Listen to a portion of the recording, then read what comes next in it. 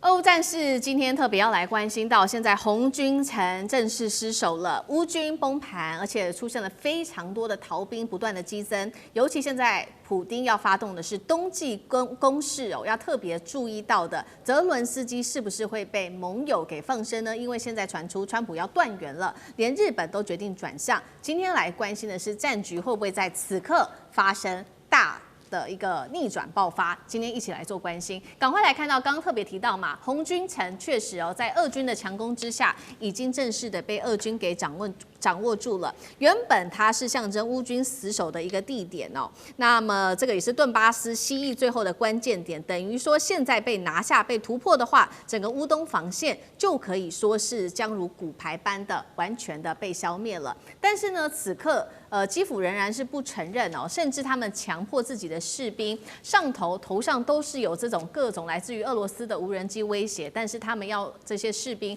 拿着乌克兰的国旗，在这边高举国旗来做示威，好像就是说，我们还是可以强烈的抵抗的。好，我们也来看到，目前为止更现实的是来自于俄罗斯的攻势哦。确实，我们看到在11月份攻下的土地面积越来越大了，达到了乌克兰的505平方公里，是10月份达到了2倍。没有想到此刻啊，普丁又在下令，他要启动的是冬季的一场新的作战，要来全面进攻，速度也会做全面的提升。乌军现在则是面临内部30万的逃兵。前外长库列巴当时喊话喊得很大声，要对抗俄罗斯，没有想到这时候也拒绝上前线，还被拍到带着女友去看音乐会，享音乐。好，这个战局是否已经完全的倒向俄罗斯了呢？刚刚讲的这位来自于乌克兰的外长，曾经他喊出一句话叫做"拿铁锹也要打到底"，现在拒绝入伍怎么办？舰长怎么看？首先，大家要知道，俄乌不是一个很大的国家打一个很小的国家。那你说乌克兰是小国啊，对不对？你不要忘了，背后有32个北约的国家在支撑它，所以你基本上可以看到，这是2个很大的国家在打，2个很大的国家，而它是以陆地接在一起的，基本上以陆战为准。所以陆战或者不像空战，不像海战，空战海战的一个技术差异哦，就是只要我跟你差一个时代，你根本没办法打。但是陆战可以东躲西藏，挖个地窖什么，可以拖很久。所以你可以发现，从大概1年前，我们就不断的听说红军城要被攻下了，总算现在说攻下，我不知道这个是不是真的攻下了。从1年前就说乌克兰要投降了，搞到现在还在，就是因为它是一个大国的一个战场，它要这样子拖下去。但是现在可以看出来，你说它完全给崩坏啊，好像要失败的还不至于，但是现在可以肯定的说，乌克兰的压力非常之大。然后现在你看所有的战争哦，请大家每次听到这些喊打喊杀的人哦，你就很冷静去看，你去发现，注意看啊，那些喊打喊杀，我们站到最后一个扫帚的人，那种人是绝不会上战场的。众人都喊得很凶，那些上战场的都会比较这个谨慎一点。你看那些现在职业军人，哪个职业军人出来说我们跟他拼到最后，我们拿扫把去打？不会的，因为他真的要上战场，你知道吧？这是一个。第二个，一旦万一真的敌人打过来我告诉你那个先跑的一定是那个喊打喊杀的人。你知道为什么吗？他有理由的，因为我没有喊打喊杀，所以过来之后敌人不会清算我。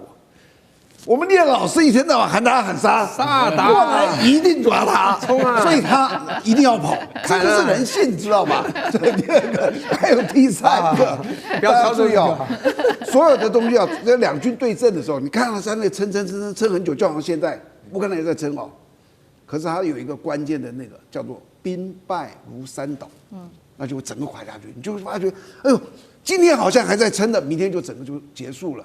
然后只要大家觉得对未来没有什么信心的时候，这就好像帝国沦亡录，你知道，整个官场会充满了贪污。因为什么？我觉得明天没有希望了。对，那今天有一些钱经过我手，我赶快去捞下，这是人性。所以当这个官场充满了贪污的时候，就代表他们内部其实是认为快要完蛋了，要输了。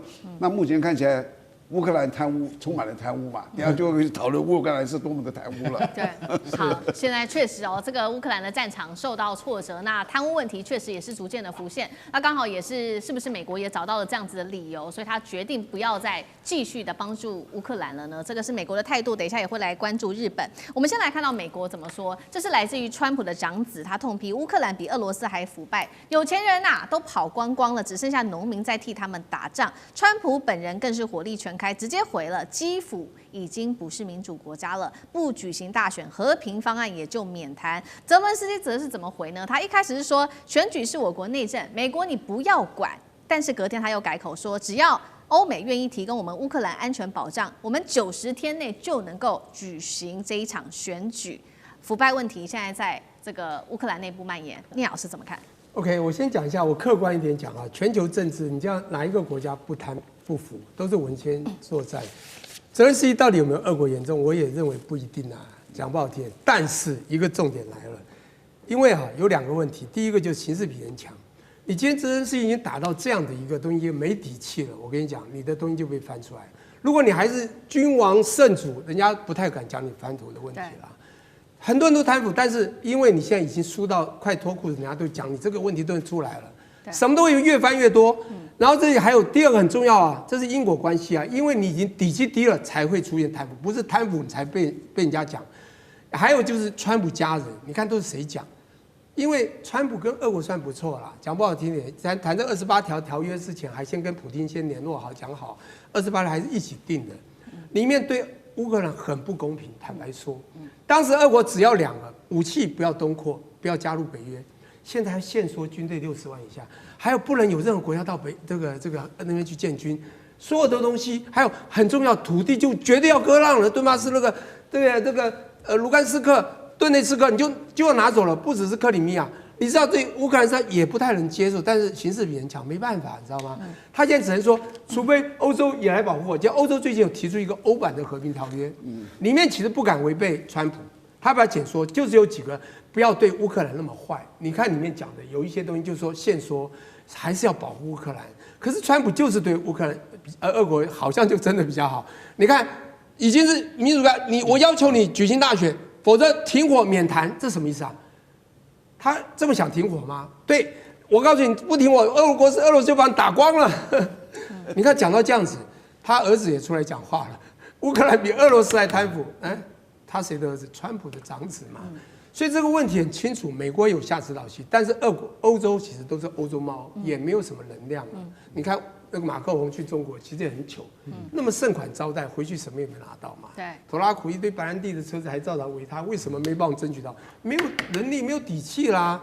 现在一个重点就是，当一个国家没底气的时候，什么都会出现，就是很简单，大概路都已经看清楚，你就是要改选了。当然，再拿回一点筹码可以，就是欧洲在帮他发出声音。改一个稍微好一点和平版，还是要尽量保护乌克兰，不要把它输到全部没有。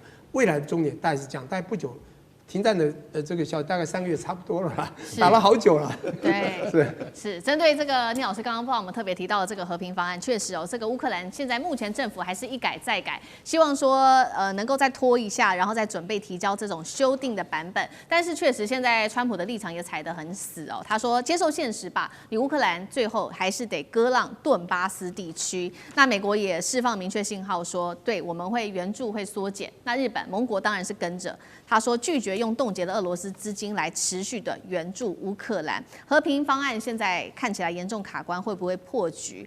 乌克兰会不会被美国放生呢？那欧盟呢？他接下来的态度又是什么？干哥怎么看？我想刚刚聂老师讲的说，在90天好不好？3个月好不好？好好谈一下，应该打完了吧？不要再打了哈，应该签下和平协议。因为泽连斯基没有偷偷告诉他，你知道泽连斯基怎么讲吗？他说，其实你们要拿下顿巴斯，是不是？俄罗斯，你们要打到第4年才拿得下来，我一定会坚守4年的。为什么？因为我不能那么轻易就屈服嘛，对不对？虽然说川普一直叫我说，你90天之内一定要选举啊，对不对？可是顿巴斯我只要坚持到4年的话，我就成为国家的英雄啦，对不对？从来没有一个总统可以打一个战争打到4年还没有被打垮的，所以历史定位他现在是要这个东西。我坦白讲一句哈，其实顿巴斯现在只剩下30%还在乌克兰军的手中啊，另外70%都已经俄罗斯实质占领了啦。坦白讲，实质占领。那扎波罗热多少呢？卢甘斯克是多少呢？对不对？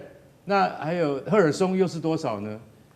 这4个地区有2个是共和国。我先坦白讲一句，就是说，那个是俄罗斯，他早就已经打进来的。你现在要叫俄罗斯部队撤出来，你要用什么方式让他撤出来？其实这个川普更伤脑筋，人家都已经打到这边了，而且他打下来的地方都是俄语区，大部分是俄罗斯人。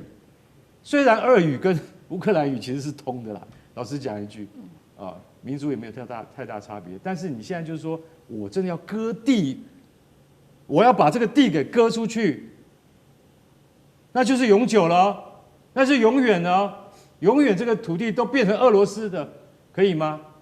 今天从本来这个冲绳琉球是我们中华民国的，从今天开始我们要割出去给人家。